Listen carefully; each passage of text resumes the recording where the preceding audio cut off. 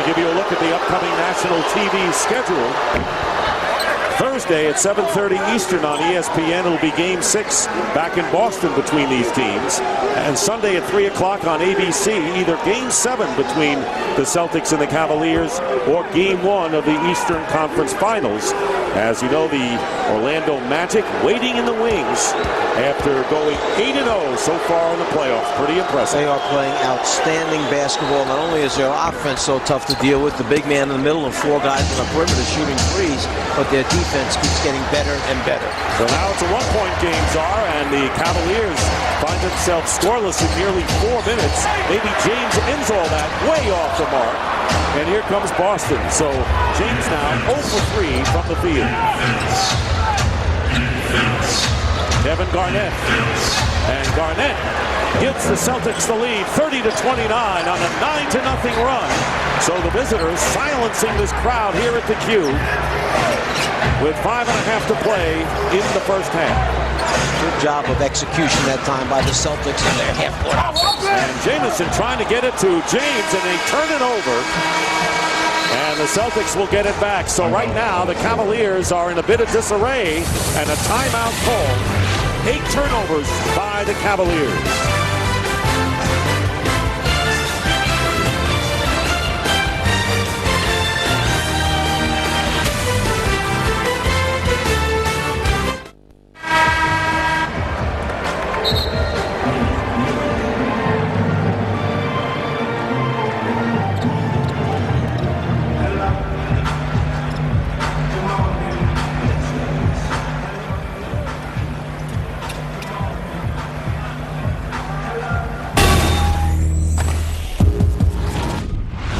I know we all want to win the game, right? We got to do it together, all right? We got to do it together, okay? I know everybody wants to win, all right? But we're doing it ourselves individually. We got to do it together, okay? Together, together, together. Doc Rivers told his team going into Game 1, look, Cleveland is good individually. We're not going to win that matchup. As a team, we have a shot. When you have 3 future Hall of Famers, it's the meshing and blending of egos. It's sharing of the basketball. That's important. And Garnett now with 12 points, having a terrific first half. And maybe Rajon Rondo is scoreless with no assists, but the veteran Big Three have 26 between them, Garnett, Pierce, and Ray Allen. And remember, LeBron James hasn't made a field goal yet. He just has 2 points, both coming from the line. Now we have under 5 minutes to go in the first half, and off the hands of Garnett, Jamison rolls off the rim. Celtics with a 3-point lead in the ball. We're seeing these last 4.5 minutes how much of Tony Allen with the nice backdoor. Remember Doc Rivers telling us how he had to remind Tony Allen, look, you're Tony Allen. You're the driving, slashing Allen. The other guy is Ray Allen. He's the jump shooting Allen. That time Tony gets the easy bucket by going backdoor. Oh, that's who they are. Meanwhile, a 13-0 run by the Celtics. And the 5-point lead, and Mo Williams nicely saves it, but the shot clock running down to 4. Here is LeBron James, and the ball is knocked away. Good play by Tony Allen. And here is Pierce driving and getting the layup. Basket counts and a foul. And a 15-0 run, opening up a 7-point Boston lead with 4 minutes to go in the first half. And Mike Brown's team not taking the game away early from Boston. The Celtics right now in command. And it starts with the good defense. 9 turnovers for the Celtics. Pierce, the foul, the finish, a chance for 3. Second foul against James.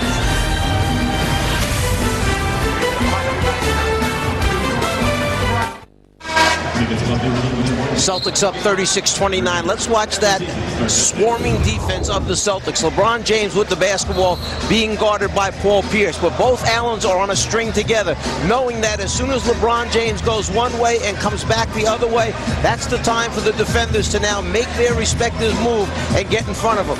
Pierce's job, turn him. James starts to see the next man coming, and then there's the next 2 guys in rotation. Allen, Pierce on the fast break. Celtics outrunning because of the turnover. And on this 15-0 run, Czar, the Cavaliers scoreless in nearly 6 minutes.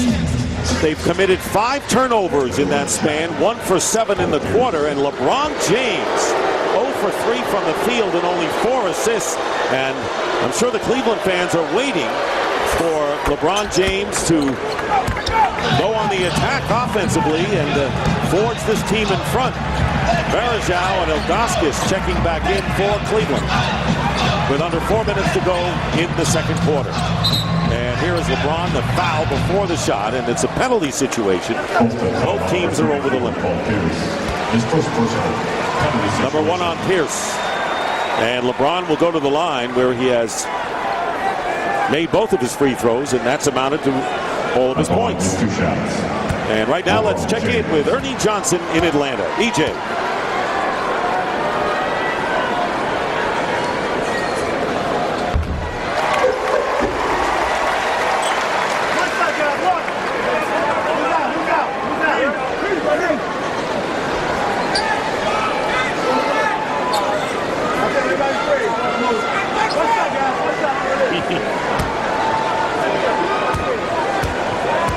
See, Ernie is now knows your nickname. Now, soon he'll know your full name, but he knows your nickname. Because Charles and Kenny helped him out. I appreciate those 2 guys. Webb might have helped out a little bit, too. 2 free throws by James, and that stopped the Celtics' 16-0 run. Boston still up by 6. Davis, both Allens are in the game, along with Pierce and Garnett. Varejao defending Garnett. 4 on the shot clock, and Garnett. And the rebound, loose ball foul. And it was James who got the rebound, and the Celtics committing the foul. And it'll be on Davis as Rondo comes back into the game for the Celtics, replacing Tony Allen. And Rondo still looking for his first points. Dick, if you go back to these first 20 minutes of play in this game, how many jump shots can you remember LeBron James taking? I know 1 3-pointer that he missed. He's gotten to the foul line. These will be number 5 and 6 free throw attempts. And I'm not trying to come up with excuses, but I'm wondering if that elbow is any kind of a problem right now where he's more comfortable driving and slashing as opposed to shooting jump shots. And he hit the jump shots in Game 3 when he had the 21 of his 38 points in the first quarter, and everyone kind of forgot about the elbow situation, and obviously he doesn't want to talk about it either. But he has not taken any more than 3 jumpers so far in the game. The other interesting fact is Rondo comes back in as the Celtics went on that big run with Rondo on the bench. 1 out of 2 from the line. Well, you know, one of the problems when you have a point guard as good as Rondo, he controls the ball very often. He's got to make decisions. Am I holding it too long and not getting the other guys involved, or am I doing what I'm supposed to do? Ray Allen with, off the screen now with 7 points, and the Celtics by 7. So as we get to 3 minutes, Cavaliers have scored only 32 points. Now, we were talking a short while ago about Boston's lack of offense. We see LeBron going to the basket, fouled once again. Take a look at Ray Allen, okay, who starts out at the top of the circle. He comes around this screen, then will come all the way off on the other side of the floor. There's a double on one side. He keeps going, a single screen on the other side, a quick catch and release. Ray Allen, what a great jump shooter, what a quick release. Foul is on big baby Glenn Davis as James makes the free throw, and all of LeBron James' points have come from the line. He is 6 for 7 right now. I think Doc Rivers took that last play out of our old Atlanta Hawks playbook. I had very creative calls in our plays. That one was called single-double.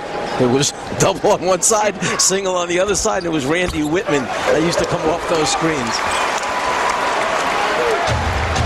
He's got to give you credit for that.